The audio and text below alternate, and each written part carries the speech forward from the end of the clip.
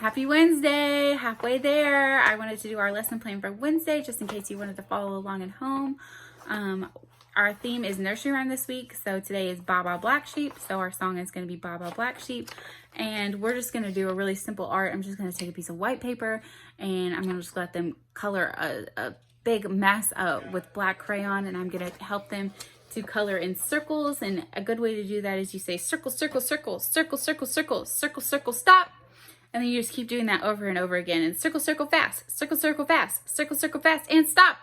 And so it helps them like make like a fluffy sheep with the circle motion. So that's going to be our art and our song. Our language and literacy will go back to the photo faces that I did. Like I said, on Monday, I made this and it has each of the children in my classroom under a sticky note, and I'm going to pull them off. And we're going to talk about who is it. And then I'm going to see if they can make a logical guess about who might be next. And so what you're looking is, are they able to articulate a guess about who it could be? And are they able to make a logical guess about who could be next? You know, if this is a child in their classroom, this is a child in our classroom, and they say this one might be ice cream, we're not understanding the pattern and the language association. So you can do this at home if you cover up pictures you have in your house of family or anything like that. If you cover them up with a sticky note or just hold your thumb over it, and then you say, you know, who do you think that is? And they make a logical guess, even if it's not them, you know, even if they can't distinguish between maybe that's mom, maybe that's dad. If the faces cover up, at least they know it was an adult. And that is also what we're looking for. Can they, by association, tell whether it's going to be an adult or a child and articulate those kind of guesses? That's what we're looking with our language and literacy. Our social emotional is going to be playing together in small groups, which could be kind of challenging to do at home. Maybe you take some time and play on the floor with them, or if you have different children, like more than one child at home at the time, some play over here and some play over there, and kind of get them into a smaller group. What we're going to do in the classroom is I'm going to set out some interesting toys that they don't get to play with very often. I'm going to set them in small groups, and I'm asking them to stay in the groups for a certain amount of time, probably like 2 minutes, and then they can move to a different group, but I'm going to try and keep those groups small.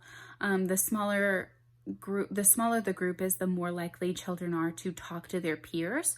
So if I can keep it pretty small, then hopefully they're going to be building conversations with their peers and building more relationships in the classroom. That's their social emotional. Their physical is bowling. We have a bowling set in the classroom, fortunately, but if you don't have one at home, you can just use a cup or any kind of, especially like plastic cups, bowl over really easily. You just stack up the cups any way you want to, or you can stack them tall, stack them long, and then just roll some kind of ball at them or something. You can bowl toys, bowl blocks, bowl anything you want to. The skill is really their aim. You know, you're asking them to have muscle control and aim the ball. You probably know that they have pretty poor aim, but the only way you get better at that is by practice. So we're going to practice bowling and our large motor skills through that. And then their approaches to learning is sink or float. That is actually a math skill.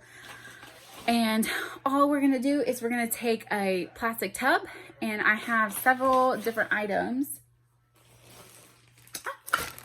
I've picked from the classroom, and I may ask the children to actually pick some. And we're just going to talk about, are they going to sink? Are they going to float? They probably won't know, and that's okay, but they'll be able to see the reaction. So we're going to talk about, you know, this one, it's a little cutting board for our kitchen. I'm going to say, this one is pretty light and pretty flat. If it's very light, should it sink or should it float? Oh, it's going to float because it's very light, not very heavy at all. And then I'm going to say, this is the block. This block is pretty heavy. Is it going to sink or is it going to float? Is it going to sink under the water or is it going to float on the water? It's going to sink under the water because it's pretty heavy. It's heavier than the cutting board, heavier. It weighs more. So using those prepositional terms and just going through with them, like if it's lighter, if it doesn't feel heavy, it might sink or flow. Most children that are under 3 will not understand necessarily the concept of like sink and flow, but they can see one stay on top of the water, one goes under the water, and that's basically what we're looking for. It's just building that math skill of recognition of like heavy, on top, floating, all those prepositional words that help them determine, help them build more language skills too. That's Wednesday.